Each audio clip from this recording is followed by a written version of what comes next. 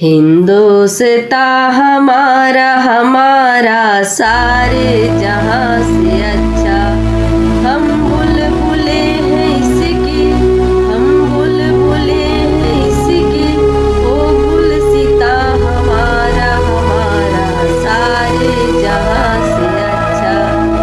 हिंदुस्तान हमारा हमारा सारे जहां से अच्छा। मेरे प्यारे बच्चों, आज हमारे देश को स्वतंत्र हुए वर्षों बीत चुके हैं और इस वर्षों में हमारे देश में काफी उन्नति हुई है। बड़े बड़े बांधों का निर्माण, सड़कों का जाल, नए नए कारखानों का निर्माण, कृषि में नए नए औजारों का प्रयोग, उसका आविष्कार। आज हम चंद्रमा तो दूर, उससे भी ऊपर मंगल ग्रह पर पहुंच चुके हैं। इन वर्षों में हमारे देश में काफी उन्नति हुई है, लेकिन कुछ स्वार्थी तत्वों ने हमारे देश में एक बददुमान दाग लगा दिया है। वे लोग हमारे देश में जो लोग रह रहे हैं, उन लोगों को धर्म के नाम पर, जाति के नाम पर, भाषा के नाम पर एक दूसरे को आपस में लड़वाते रहते हैं और अपनी स्वार्थ सिद्धि करते रहते हैं। जब तक हम लोग एक नहीं होंगे, तब तक हमारा देश विकास नहीं कर सकता। इसलिए हम लोगों को एक होकर, मिलजुल कर अपने देश को एक राष्ट्र मंदिर बनाना है। हम लोगों ने वर्षों कठिन परिश्रम करके हम छात्रों की एकता, मजदूरों की कर्मठता के बलबूते इस राष्ट्र मंदिर का निर्माण करवाए हैं।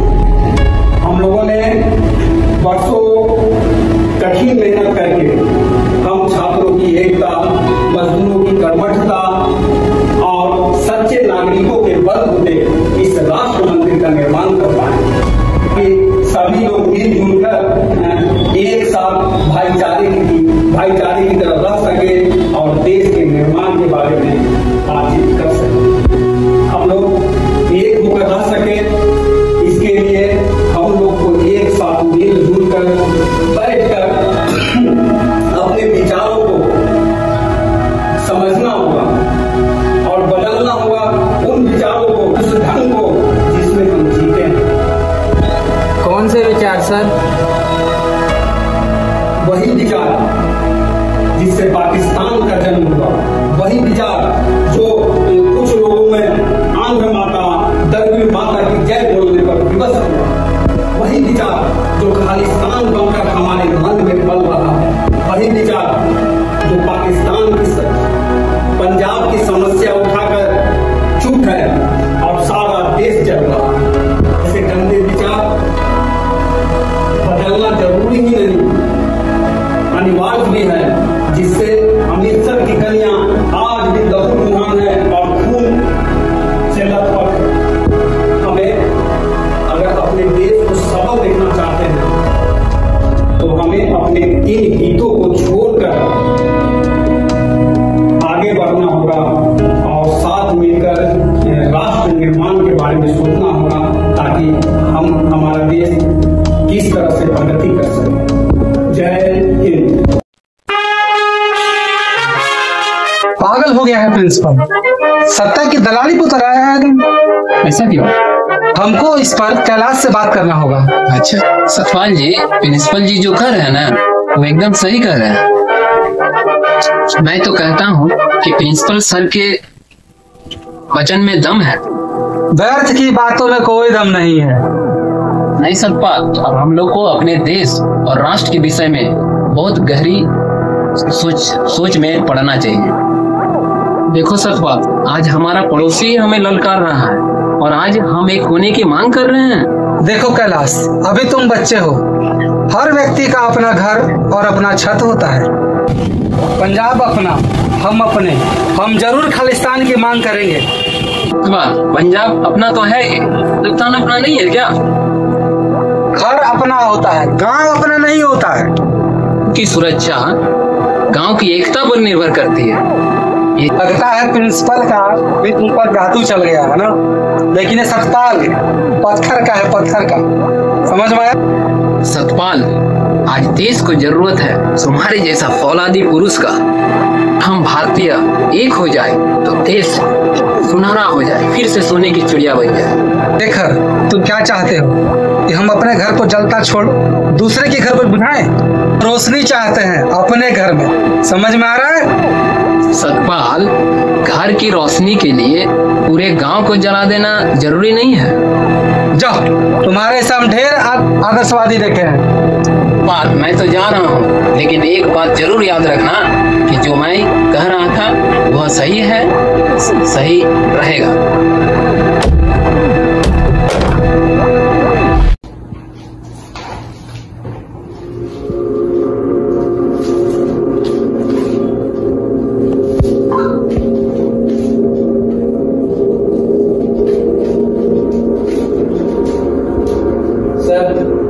सर, मैं coming sir. Coming my son. Good morning sir. Good morning, good morning, good morning. कहो क्या बात है? अरे शर्माओ मत, जो कहना है बेझिझक कहो। सर, मैं आपके पास कुछ समस्या लेके आया हूँ। क्या समस्या है? बोलो ना सर, मैं आपके पास कुछ खास समस्या लेके आया हूँ। मेरे बच्चे, आदमी में आत्मबल का होना बहुत जरूरी है। तुम लोग को जो भी बोलना है बेझिझक हमसे बोलो, मैं कभी बुरा नहीं मानता। सर, हमारी हॉस्टल व्यवस्था ठीक नहीं है। हॉस्टल व्यवस्था ठीक नहीं है? Yes sir. ये तो तुम्हारे तरफ से ये पहली शिकायत हमारे पास आई है। सर, मेरा रूममेट एक बिहारी है और जस्ट बगल वाले रूम में बंगाली है, और इधर साइड के बगल में एक मद्रासी है, और जस्ट सामने में एक मुस्लिम है। क्या तुम रहने वाले कहाँ के हो? सर, मैं इसी पंजाब राज्य का हूँ। कैलाश, क्या पंजाब में रहने वाले जो लोग हैं, क्या अन्य हिंदुस्तान में रहने वाले लोगों से क्या ऊपर हैं? क्या पंजाब में रहने वाले लोग इंसान हैं और दूसरे राज्य के रहने वाले इंसान नहीं हैं? सर, सब यहाँ पे अपने आप को बड़ा समझता है। जब सब अपने आप को बड़ा समझता है तो क्या तुम्हारी नजर में मद्रासी, बंगाली, बिहारी क्या वो आदमी नहीं है? क्या वो एक इंसान नहीं है? हम पंजाबियों का भी हॉस्टल अलग हो। मेरी मांग बस यही है। तुम लोगों की मांगे ठुकरा दो तो? सर, मैं जान दे दूंगा, लेकिन ऐसे स्थान पे नहीं रहूंगा जहाँ पे हमारे अधिकारों की हत्या। अच्छा, एक बात बताओ, क्या तुम्हें अपने देश की चौहद्दी मालूम है? जी हाँ, अच्छी तरह। अच्छा बताओ,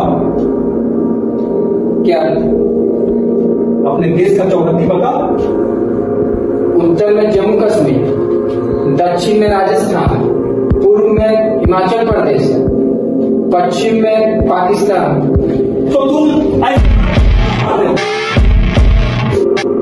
तुम जैसे पागल लोग अगर यहाँ पर रहे ना, तो तुम लोग का बस चले तो तुम अपना देश को उठाकर न जाने कहा किस भूखंड में ले जाकर बस जाओ। क्या तुम्हारे राज्य में जम्मू कश्मीर से आने वाली ठंडी हवाओं की खुशबू नहीं आती? हिमालय से आने वाली हवा इन चट्टानों से टकरा है, क्या तुम्हारे राज्य में वर्षा नहीं होती? उत्तर प्रदेश से ललहाते फसलों की भीगी भीगी जो खुशबू आती है, क्या तुम्हारे राज्य में नहीं आती? क्या तुम केवल अपने राज्य पंजाब में ये पैदा कर सकते हो? सर, मैं आपकी भावनाओं का कदर करता हूँ,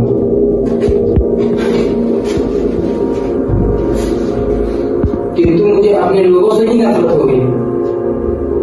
तुम्हें अपने लोगों से नहीं,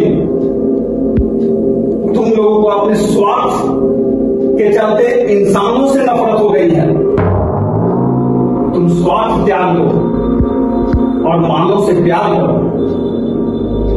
यही देश की मांग है, इंसान की मांग है और हमारा धर्म की मांग है। सर, इस स्थिति में स्टडी नहीं हो पाएगी। ठीक है, तुम लोग को अगर इस स्थिति में पढ़ाई नहीं हो पाएगी ना, तो तुम लोग का इंतजाम हम गधों के बीच में कर दूंगा, वहीं पर जाकर तुम लोग स्टडी करते रहना। सर, बंगाली कितने झगड़ालू होते हैं और बिहारी कितने स्वार्थी होते हैं और मुसलमान इसके आगे एक शब्द भी नहीं बोलना। Sir, it is my first and last request sir, मेरा कमरा बदल दीजिए। नो नो, तुम जहां हो उसी कमरे में रहोगे। सर, आप भी पंजाबी हैं, मुझे प्लीज इस चुंगल से बाहर निकाल दीजिए, मेरा रूम चेंज कर दीजिए। नो नो, ये तुम्हारा दोष नहीं है मेरे बच्चे, ये सारा दोष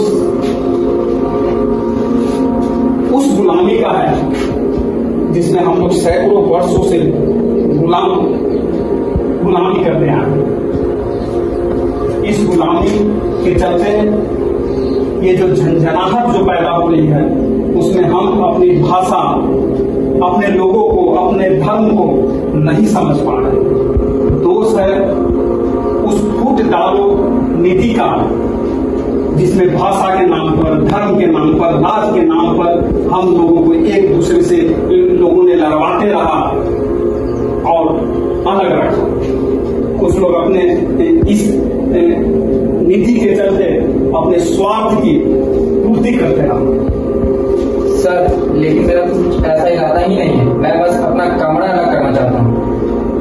नहीं, तुम्हारा ऐसा, तुम ही इस तरह का बात नहीं कर रहे। तुम्हारे जैसे लोग इस दुनिया में इतने अधिक लोग हैं जो भाषा के नाम पर, धर्म के नाम पर, जाति के नाम पर अलग रहना चाहते हैं। ऐसे लोग ही हमारे देश के प्रगति में बाधक हैं, हमारे देश को प्रगतिशील होने नहीं दे रहे हैं। तुम्हारे जैसे लोग ही एक दूसरे से लड़वाते हैं, लड़ते हैं, जिसके चलते हमारा देश आगे की ओर नहीं बढ़ पा रहा। लेकिन सर, कुछ भी हो, सच को कोई नहीं बदल सकता। सच कुछ नहीं है, संकीर्ण मानसिकता है, जिसके चलते तुम लोग जाति, धर्म, ये सब भाषा, ये सब मामला में सिकुड़े हुए लोग हो। सर, हमको वो सब चीज से मतलब नहीं, बस मेरा रूम अलग कर दीजिए। सर, अगर तुमने भी ये ठान लिया है तो मेरी भी सुन लो। एकता की बेल को नफरत की कुल्हाड़ी से टुकड़े टुकड़े नहीं होने दूंगा। मेरा भी प्रण है